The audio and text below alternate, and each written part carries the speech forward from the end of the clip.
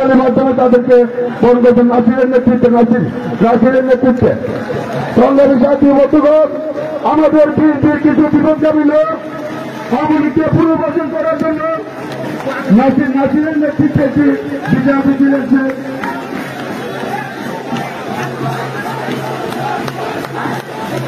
লাটাই unit থেকে একটি বিশাল মিছিল রয়েছে। লাটাই থেকে সকলের কোয়ার্টারের মাধ্যমে তাদেরকে বরণ করার জন্য আহ্বান জানাচ্ছি। সংগ্রামী সাথী বন্ধুগণ, আজকে আমরা প্রতিষ্ঠা দিনের পতনের পরেও আজকে আমাদেরকে কেন যুদ্ধ করতে হবে? আমাদের কিছু বিপদগামী লোক আওয়ামী লীগকে পুনর্বাসন করার জন্য তারা উঠে পড়ে লেগেছে। প্রত্যেকটা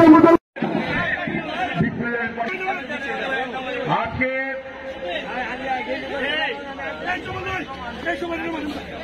অত্যন্ত ভারাক্রান্ত বলতে হয়।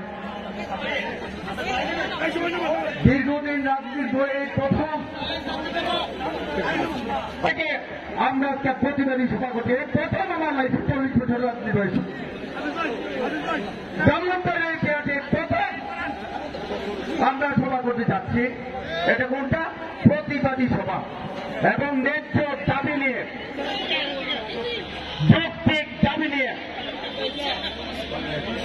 অন্যের বিরুদ্ধে একটা শুদ্ধি অভিযানের বিরুদ্ধে, শুদ্ধি অভিযানের পক্ষে আমরা আজকে এখানে আপনাদের নেতা কর্মীদের স্মরণ করেছি। বন্ধুরা আমার, আজকে এই সবার শহীদ রাষ্ট্রপতি জিয়া রহমানের সুযোগ্য সন্তান, বাংলাদেশ জাতীয় দলের ভারপ্রাপ্ত চেয়ারম্যান জননেতা তারেক রহমান সাহেবের রাষ্ট্র মেরামতের 31 দফা বাস্তবায়নের লক্ষ্যে আজকে যে আমরা সভা করতে যাচ্ছেন, এই সভার সভাপতি ব্রাহ্মণবাড়িয়া জেলা বিএনপির সাবেক সভাপতি, সাবেক পৌর মেয়র জনাব হাবিবুল্লাহ করছেন। আমার সাথে যারা যখন মঞ্চে বসেছিলেন সকলের নাম বলতে অনেক সময় চলছে, আমি কারো নাম বলছি না।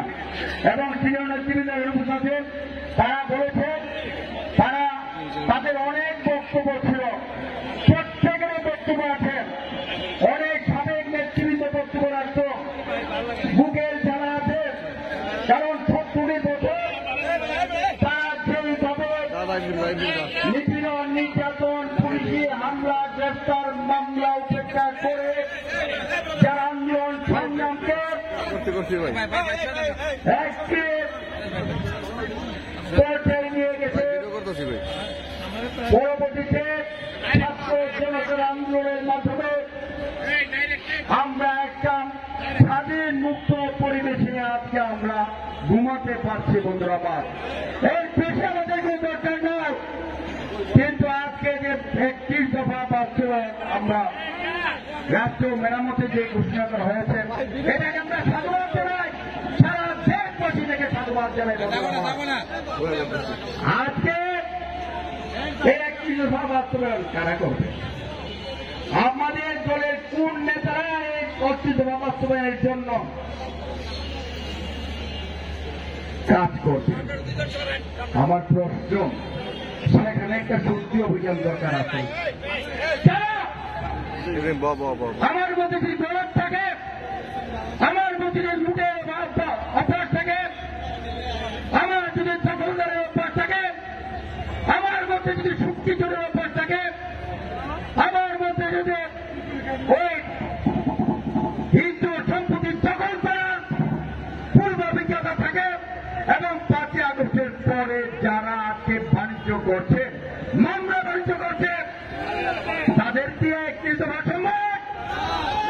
আপনারা বলেন, তাদেরকে দিয়ে 31 দফা বাস্তবায়ন সম্ভব না? তাহলে 31 দফা বাস্তবায়নের জন্য আমরা লক্ষ্য করছি নাসিরনগরে একটি বিশাল মিছিল আমাদের সমাজস্থলে চাঁদ হয়েছে। তাদেরকে করতালের মাধ্যমে আমরা স্বাগত জানাই, আমরা করতালের মাধ্যমে তাদেরকে আমরা স্বাগত জানাই। ধন্যবাদ। তাহলে আমাদের যারা নেতৃত্ব দিবে,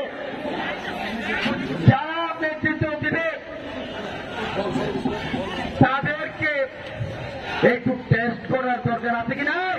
অবশ্যই আছে। যদি থাকে, তারা তো পূর্বে এই পরীক্ষায় তারা ফেল। তাদের অপকর্মের জন্য দুইবার আর্মি তাদেরকে ধরে নিয়ে ধুলাই দিয়েছে। বন্ধুরা আমার, আমি আপনাদের নিশ্চিতভাবে বলতে পারি, যদি কোনো না কারণে আল্লাহ না করুক, যদি আমার আর্মি আছে, এই 5 বছর পর যে রেকর্ড পত্র এসপি ডিএসপির কাছে যে রিপোর্ট আছে, আল্লাহর মধ্যে আবার তুলাই করবো। 2 বার তো তুলাই করছেন, আবার তুলাই করবো। সেই সমস্ত কোটি কোটি টাকা আকাম কুকাম করে মামলা বাণিজ্য করে যারা লুটপাট করে, যারা ব্যাংক ভর্তি করেছেন, আত্মীয় স্বজনের নামে জমা দিয়েছেন, আবার কিন্তু আর্মি আবার আসতেও পারে, বলা যায় না। এই সমস্ত প্রকল্পের দায়িত্ব তো বিএনপি নিতে পারে না, বিএনপি নিতে পারে না, বিএনপি নিতে পারে না। আমরা কি বারবার এই সমস্ত প্রকল্পের দ্বারা আমরা বারবার ছেড়ে যাব? কেন আমাদের কি অপরাধ? বিএনপি বদনাম করতে তারা, আমরা কেন এর অপবাদ দিব? বন্ধুরা আমার, কাজে এই অপকর্ম যারা করে তারা একটা চক্র, এই চক্রটা একটা ভুয়া ভোটার আওয়ামী লীগ জাতীয় পার্টি এবং আমি তুমি দামি নির্বাচন করে হার মানাবে, শেখ হাসিনা দামি নির্বাচন করে এটা হার মানাবে। আমি সেন্ট্রাল এক নেতার কাছে গেছিলাম, যিনি আমি নাম বলবো নাম, উনি বলে এই নির্বাচনটা তো এটা শেখ হাসিনা দামি নির্বাচনটা হার মানাবে। শেখ হাসিনার দায়িত্বপ্রাপ্ত লোক কইরা আমার কুপ করেন না, শেখ হাসিনার দামি নির্বাচন এটা হার মানাতে যেতেছেন। আপনারা লক্ষ্য করবেন, তফসিল ঘোষণা করেছেন ব্যারিস্টার সাহেব, ভালো, আমরা তাদেরকে সাধুবাদ জানাই। কিন্তু ব্যারিস্টার সাহেব, আপনার উদ্দেশ্যে বলতে চাই, প্রধান নির্বাচন কমিশনার আপনার উদ্দেশ্যে বলতে চাই, অত্যন্ত সদয়ের সাথে বলতে চাই, আপনি কালকে একটা 11/1/2025 একটা তফসিল ঘোষণা করেছেন, বিকাল 5টায় ঘোষণা করেছেন। 5টার দিকে ভোটার তালিকা বিএনপি অফিসে প্রকাশ করা হবে। বিএনপি অফিসে কোথায় আপনারা কেউ জানেন? বিএনপি অফিস কোথায় জানেন? জানেন না, কোন কন্ট্রাক্ট নাম্বারও নাই। এবং আজকে 6টি চূড়ান্ত হইব। আচ্ছা, 1414 ভোটের তালিকা এটা যাচাই বাছাই, এদিকে এই 8 ঘন্টা আর 7 ঘন্টায় সম্ভব না। তাহলে এটা কি বুঝাচ্ছি? অর্থাৎ একটা নিয়ম রক্ষার জন্য একটা তফসিল ঘোষণা করা হয়েছে এবং 6টা ইউনিটের, ওনার সাথে কথা বলার পর উনি বলছে 8টা ইউনিটের মধ্যে 8টা ইউনিট কমিটি ওনার কাছে জমা আছে, আর 6টা ইউনিট এখন ওনার কাছে জমা করে নাই। তাহলে উনার কথা মতো বোঝা যায় উনার কাছে কমিটি জমা নাই। এবং যে সমস্ত কমিটি জমা হয়েছে এটা দেখা গেছে 2023-এ অনুমোদিত, 2023-এ অনুমোদিত। 2023-এ যদি অনুমোদিত হয়ে থাকেন, আমরা তো মনে করি 2বার সেক্রেটারি ছিলাম 40 বছরের রাজনীতিতে, কমিটি অনুমোদিত যদি হয়ে থাকে, অনুমোদিত কমিটি তো নিশ্চয়ই 1-1.5 বছর আগে হয়েছে। এই কমিটিটা আজ পর্যন্ত কেন প্রকাশ করা হয় না? খসড়া তালিকা কেন প্রকাশ করা হয় নাই? 1-1.5 বছর আগে যদি প্রকাশ করা হতো, তাহলে এটার মধ্যে কে আওয়ামী লীগ, কে জাতীয় পার্টি, কে আমার ভাতিজা, কে আমার চাচা, কেউ আমার ভাই, এটা কি আত্মীয়করণ করা হয়েছে কিনা বা প্রকট কমিটি করা হয়েছে কিনা, তাহলে প্রকাশ পাইত।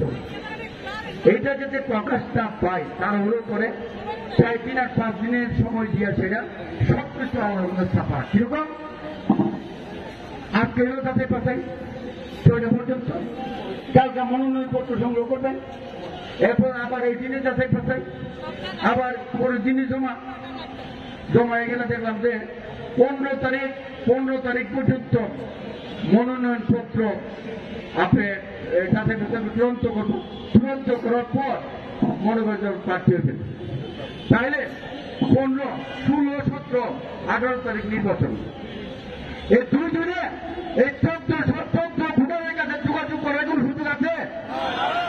14 ভোটার, এটা কিন্তু একটা নির্বাচনী এলাকা না, এটা কিন্তু 6টা নির্বাচনী এলাকা নিয়ে। এই 2 দিনে কি 14 ভোটারের কাছে যাওয়ার কোন সুযোগ আছে?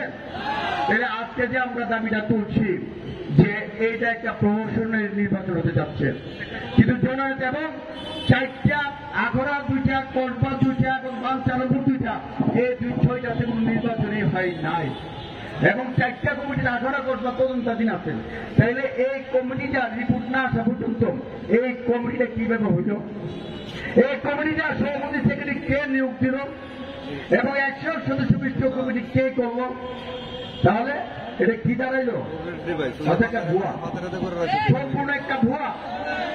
এই ভুয়া কমিটি ফাঁদে পা দেওয়া মানে মনে করেন ইজ্জত হয়ে বাড়িতে কাজে আমরা মান সম্মানের জন্য পলিটিক্স করি, রাজনীতি করি নাকি? যদি মান সম্মানের জন্য পলিটিক্স করি তাহলে ফাঁদে পা দিয়া ইজ্জত খোয়াইবার কোন দরকার আছে? কাজে নির্বাচন কমিশনারকে বলবো এবং আমাদের জননেতা তারেক রহমান সাহেবকে বলবো, আমি পূর্বে মিটিংও বলছি, আবার বলছি, এখানে আপনার একটু নজরদারি দরকার হয়েছে। আপনি বলেছেন যে পরীক্ষিত পরিচ্ছন্ন রাজনীতিবিদদেরকে দিয়ে সেটা নেতৃত্বে আনা হবে এবং যে ছেলেটা দলের জন্য নিবেদিত ত্যাগ স্বীকার করছে, জেল খেটেছে, মামলা খেয়েছে, মা বাপ ছাড়া হয়েছে, আমি তো জানি গত 5ই আগস্টের পূর্বে 3 মাস আমাদের পরীক্ষিত নেতা কর্মী কেউ বাড়ি করে থাকতে পারে নাই। লুকিয়ে লুকিয়ে আমরা আন্দোলন করেছি, লুকিয়ে লুকিয়ে পুলিশকে ফাঁকি দিয়ে পুলিশের রুশানোর পরে কখনো কোনো রুশানোর পরে আমরা আন্দোলন চালিয়ে গেছি। কোন আন্দোলনে আপনারা দেখছেন না এমন কোন লোক আছেন? ছবি দেখছেন না? তাহলে এখন যদি উড়ে এসে জুড়ে বসে ওই ম্যানেজ করে উপরে ম্যানেজ করে তেলবাজি করে নেতৃত্ব নিতে চান, অসুবিধা নাই। প্রত্যেকটা ভোটার তালিকা প্রকাশ করে বগুড়া স্টাইলে একটা নির্বাচন হোক, সেই নির্বাচনে অন্তত পরাজয় বরণ করল, অন্তত একটা আত্মতৃপ্তি আছে স্বচ্ছ ভবিষ্যতে। এবং একটা জিনিস বলা যাবে যে যাই হোক সেইগুলোর কাছে মনো নেতা কর্মীদের কাছে মনো ভুলভ্রান্তি আছে, এটা আমাদেরকে শুধরাইয়া চলতে হবে। ঠিক আছে, এই তো কথা না। তাকে আমার কথা না বাড়িয়ে আপনারা অনেক মামলা খেয়েছেন, অনেক জেল খেটেছেন, আমরাও বারবার জেলে গিয়েছি, অনেকের মা বাবা জেলে থাকা অবস্থায় মারা গেছেন। আজকে দুঃখ, আজকে কাদেরকে আমরা নেতৃত্বে দেখতে পাবো বন্ধুরা আমার। এই সমস্ত লোকের থেকে দুর্নীতিবাজদেরকে জাতিয়ে দল থেকে বের করা উচিত বন্ধুরা আমার। গিয়েছে আওয়ামী লীগের সন্ত্রাসীদেরকে খুঁজে, আওয়ামী লীগের সন্ত্রাসীদের খুঁজে দল ভারী করার জন্য। আমার পৌর নির্বাচনে, গত পৌর নির্বাচনে যে ছেলেটা সূর্যমুখী এবং মডেল স্কুলে, আপনারা জানেন আমি প্রতীক নিয়ে আমি গত নির্বাচনে পৌর মেয়র প্রার্থী হয়েছিলাম, সেই ছেলেগুলা আমার নির্বাচনে আমার সাথে বার্গেনিং করেছে, অস্ত্র দেখিয়েছে আমাকে। আজকে দেখি বৈষম্যবিরোধী ছাত্র আন্দোলনের সময় রান্না নিয়ে কে রোগটা মহড়া দিয়েছে, ছাত্রদের উপর আক্রমণ করেছে, তাদেরকে দল ভারী করার জন্য তারা দলে বেড়াচ্ছে বন্ধুরা মানুষ। অস্ত্রবাদীকে দল বেড়াচ্ছেন, প্রশাসন উঠতে বলতে চাই এই সমস্ত অস্ত্রবাদীকে কারা অস্ত্র প্রশ্রয় দিচ্ছে। আপনারা কি নাকে তেল দেখুন, এই সমস্ত থেকে কেন গ্রেফতার করা হচ্ছে না, গ্রেফতার করা হচ্ছে না। ভালো মানুষের নিরাপত্তা দেওয়া আপনাদের দায়িত্ব এবং কর্তব্যের মধ্যে পড়ে। সাধারণ মানুষকে, নিরীহ মানুষকে আপনাদের দায়িত্ব রয়েছে নিরাপত্তা দেওয়া। আজকে লেবার পার্টির বিএনপি সেজে আজকে যারা নির্যাতন করছে, আমাদের দলের নেতাগুলিকে হুমকি দিয়ে বেড়াচ্ছে, তারা আজকে বিএনপির নেতা, তারা আজকে বিএনপি নেতা, আমাদের ত্যাগী নেতা কর্মীরা আজকে তাদের সামনে দাঁড়াতে ভয় পায় বন্ধুরা আমার। আমি বলতে চাই সাবধান হয়ে যান। এই অবস্থা কোন অবস্থাতে এই প্রহসনের নির্বাচন মেনে নেওয়া যায় না, সম্মেলন মেনে নেওয়া যায় না। আমরা তারেক রহমান সাহেবের কাছে বিনীত অনুরোধ করব, আপনি একটা যাচাই বাছাই করে আমাদের বস্তুকর নিয়ে এটা পরিচ্ছন্ন ভোটার তালিকা প্রকাশ করব এবং আমরা আগামী 2 দিনের মধ্যে আজকে কত 12, 13, 14, 15 এই 15 তারিখের মধ্যে যদি একটা সমাধান না হয়, আমরা কিন্তু 16 তারিখ আবার আমরা মনে করেন যে একটা সমাবেশ ডাকবো। পুরা জেলাতে 14টা ইউনিট নিয়ে